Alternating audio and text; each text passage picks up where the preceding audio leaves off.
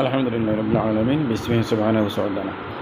আমরা আল কাউলুস সাদীদ থেকে আজকে আলোচনা করব ফাওয়াতিহ সুওয়ার সম্পর্কে। সূরা শব্দের বহুবচন হচ্ছে সুওয়ার। এই ফাওয়াতিহ সুওয়ার হচ্ছে 14টি হরফ। ফাওয়াতিহ সুওয়ার হচ্ছে 14টি হরফ। এই 14টি হরফ 29টি সূরা শুরুতে এসেছে। এটা আমাদেরকে মনে রাখতে হবে।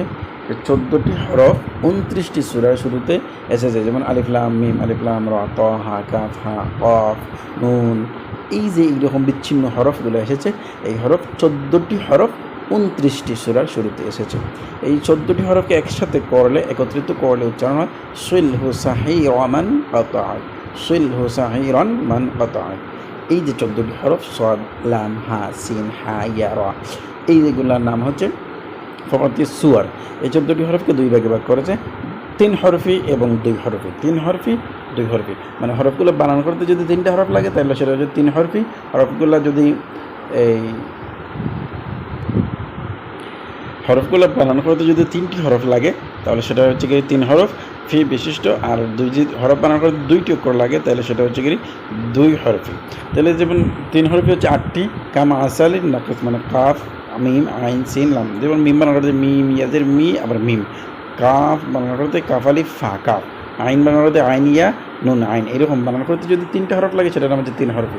আর বানান করতে যদি 2টা লাগে, যেমন ধরেন ত, ত আলিফ জবর ত, ত এবং আলিফ ত, তাহলে এইরকম 2টি হরফি। 3 হরফি মানে হচ্ছে 8টি, কামাসারি নাকাজ। 2 হরফ হচ্ছে 5টি, হাইয়া তহুরা এবং হাইয়া তহুরা। এগুলো আমাদেরকে মনে রাখতে হবে।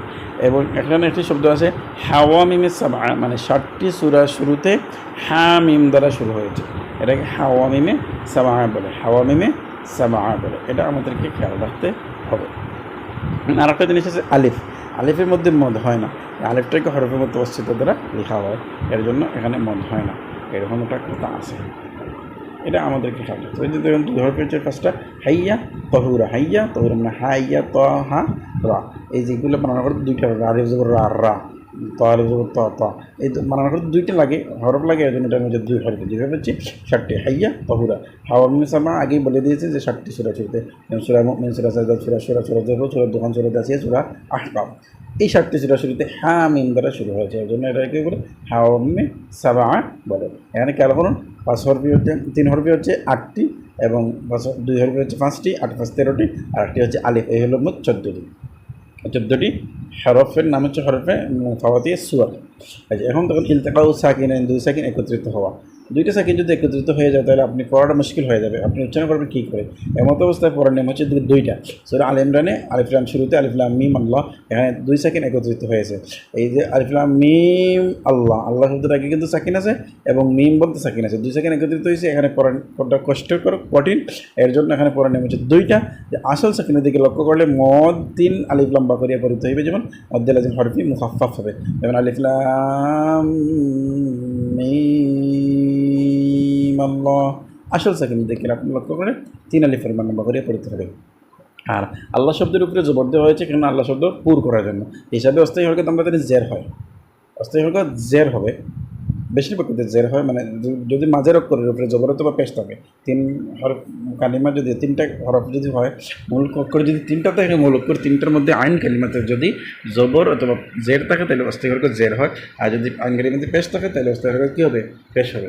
সেটা আমাদেরকে খেয়াল রাখতে হবে। হ্যাঁ, তারপরে খেয়াল করুন এখানে দেওয়া আছে অসর, মানে আসল সাকিনের স্থলে অস্থায়ী হরকতের দিকে লক্ষ্য করলে সেখানে কসর হবে। অস্থায়ী হরকতের দিকে খেয়াল করে না, সেখানে কসর করে আপনাকে পড়তে হবে। অস্থায়ী হরকতের দিকে লক্ষ্য করলে আপনাকে কসর করে পড়তে হবে। অস্থায়ী হরকত আপনাকে কী দিয়েছেন? অস্থায়ী হরকত মানে জবর দিয়েছেন, তাহলে সেখানে আপনি লক্ষ্য করলে আপনাকে এক আলিফ মানে কসর লম্বা, এক আলিফ লম্বা করে পড়তে হবে। যেমন আলিফ লাম মিম আল্লাহ, এই যে মি এখানে এক আলিফ লম্বা করবেন। আসল সাকিনের দিকে লক্ষ্য করে 3 আলিফ লম্বা করবেন। তাহলে আমরা আসি ইলতিকাউ সাকিনাইন সূরা আল ইমরানের কসরতে পড়ার নিয়ম হচ্ছে 2টি, একটা হচ্ছে মদা দেখারে, এটা হচ্ছে কসর দেখারে। এটা আপনাকে সংক্ষেপে মনে রাখলেই হয়ে যাবে, আর আপনাকে কিছু করতে হবে না। এর অনেক আলোচনা আছে, আমরা দেখে নিতে পারি। দেখেন দেখেন অস্থায়ী হরকত দিকে লক্ষ্য রাখিলে কসর করিবেন এবং মধ্যে লাজিম কখন করবেন তখন আপনি 80 সেকেন্ড দিকে লক্ষ্য করলে মধ্যে লাজিম হবে। আলিফ লাম মিম আল্লাহ, এটা যখন আপনি করতে যাবেন তখন দেখবেন এখানে আলিফ লাম মিম আল্লাহ এভাবে করলে আল্লাহর আগে কিন্তু আরিফের উপরে কিছু নেই, জবর দেওয়া নেই, এখানে দিয়েছে, ওরা দিয়ে দিয়েছে পড়ার সুবিধাতে, যারা নিয়ম কানুন জানে না তাদের পড়ার সুবিধাতে ওরা দিয়ে দিয়েছে। মূলত এখানে আসলে মানে আল্লাহ শব্দের আগে হরফে জবর হবে না। আপনি অস্থায়ী হরকত হিসেবে আমরা আল্লাহ শব্দের উপরে জবর দিয়ে এখানে পুর করার প্রয়োজন নেই, এটা আপনাকে খেয়াল করতে হবে। আমাদের ইয়াসিন এর নুন এবং নুন সূরা কলমের নুন, এই দুই জায়গায় নুনকে ইমাম হরফের মধ্যে ওয়াকফ অবস্থায় স্পষ্টভাবে জাহির করিয়া করতে হবে, সেটা আমাদেরকে খেয়াল রাখতে হবে। তারপরে ধরুন সূরা হুজুরাতে বি'সাল ইসমের একটা শব্দ আছে, এটা পড়ার নিয়ম হচ্ছে দুইটা। একটা হচ্ছে কি, সেটা কি আপনি যখন এখন থামবেন তখন এটা হচ্ছে হামজা থেকে পড়ানো শুরু করবেন, যেমন আল ইসমু দ্বারা, আর আবার হচ্ছে লাম থেকে শুরু করবেন লিসমু দ্বারা। তাহলে আল ইসমু দ্বারা এবং লিসমু দ্বারা আপনি ইসমুও পড়তে পারেন, লিসমুও পড়তে পারেন থামলে এই ক্ষেত্রে সূরা হুজুরাতের মধ্যে। তারপর দেখেন হায়ে জমির দুই হরকতের হামজার পর হামজা জমির আসে তাহলে হায়ে জমির যে গোলহা হায়ে জমির পরে যদি হামজা আসে, হায়ে জমির পরে যদি হামজা আসে তাহলে এটার নাম হচ্ছে সিলাই কাসিরা, সিলাই তবিলা মানে লম্বা করে পড়তে হবে। যেমন তাউইলাহু ইল্লাল্লাহ, এই যে তাউইলাহু ইল্লাল্লাহ হায়ে জমির হামজা এসেছে, এই জন্য সেখানে সিলাই তবিলা। আর হায়ে জমির পরে যদি হামজা ছাড়া অন্য হরফ আসে তাহলে সেটার মধ্যে সিলাই কাসিরা, যেমন বিহি বাসীরা, সেটা আপনাকে কী করতে হবে, বিহি হায়ে জমির পরে বা এসেছে, হামজা এসে নাই, তাইলে এখানে সেলাই তবিলা হয় না, সেলাই কাসিরা হয়েছে।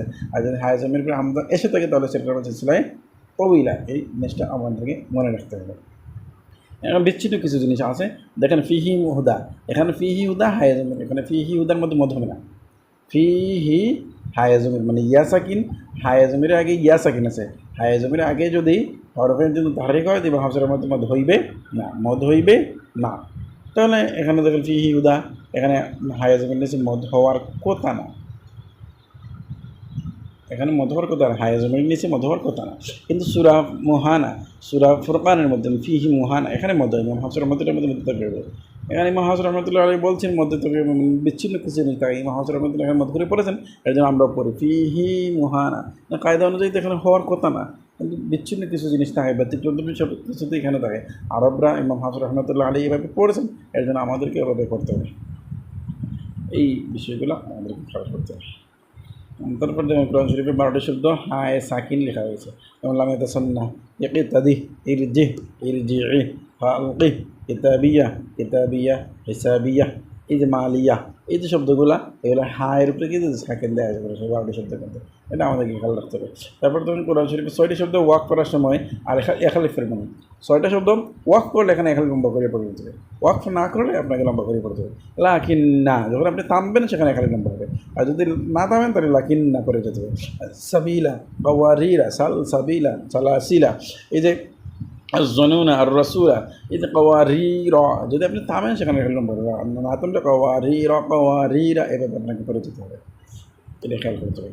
তারপর জমিনে মুফরাদ মুতাকাল্লিম এখানে পরিমাণ লম্বা করে নিতে হবে, যেমন আনা, এই আনা হচ্ছে জমিনে মুফরাদ মুতাকাল্লিম আনা, এই যে আনা কোন হচ্ছে আনা লম্বা হবে মাত্র 4টা, মানে আনা বা আনাবু আনা মিল আনা সিয়া, এই 4টা শব্দ কোরআন শরীফে 6 জায়গায় আছে, আনা বা শব্দটা 2বার এবং আনা বা শব্দটাও 2বার, আর বাকি সবগুলো হচ্ছে একবার করতে হবে, মোট হলো 4বার 6বার, মোট শব্দ হচ্ছে 4টা, আনা বা আনাবু আনা মিলে, এগুলো হচ্ছে মূল শব্দের আনা মাত্র 4 জায়গায় এসেছে, সেখানে আপনাকে লম্বা করে পড়তে হবে।